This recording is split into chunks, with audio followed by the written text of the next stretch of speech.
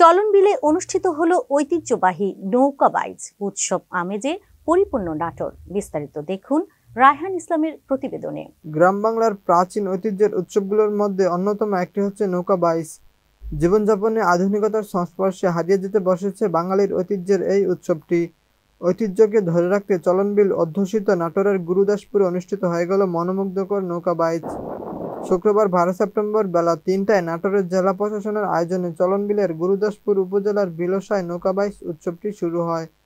এদিন বিকেলে প্রতিযোগিতা শুরু হলে নৌকা বাইচ দেখতে সকাল থেকে জেলার দূর দূরান্ত থেকে আসতে থাকেন দর্শনার্থীরা।